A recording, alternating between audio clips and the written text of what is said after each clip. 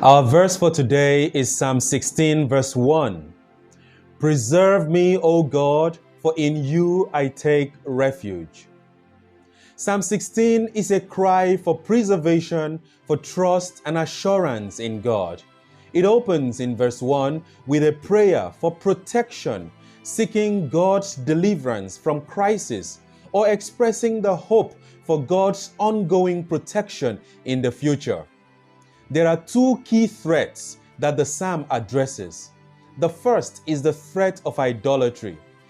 As the psalmist prays against the temptation of syncretism or blending worship and belief in God with worship and belief in other gods and other sources of protection, we can see verses 2 to 4.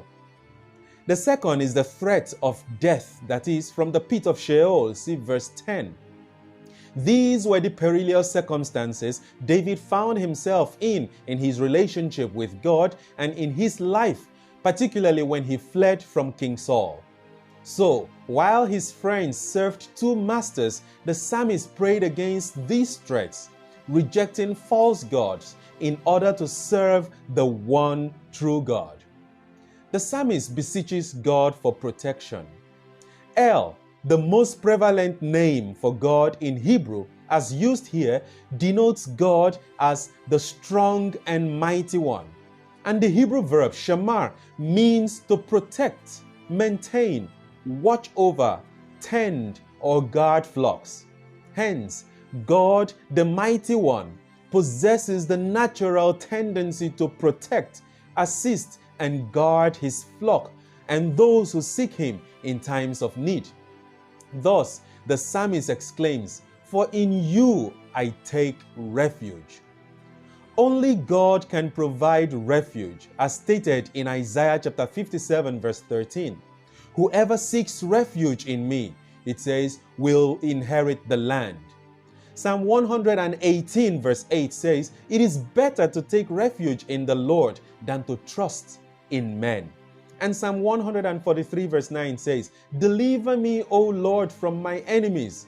I take refuge in you." So, reiterating the words of 2 Samuel chapter 22 verse 3, "My deliverer is my God. I take refuge in him." The psalmist makes a statement of faith and vow to trust only God, even in the most important and hazardous moments of his life.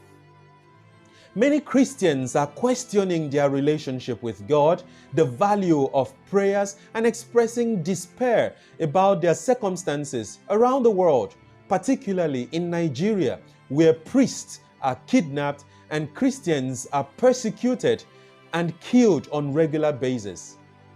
Terrorism's purpose is to instill fear in people's hearts and get them to question their religious and moral beliefs. And the church has faced these scenarios since its inception. Countless people have been martyred in churches, on altars, and in the streets for their trust in God.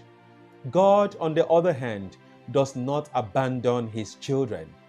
He has bestowed upon us the gifts of free will and intelligence to make the best decisions possible.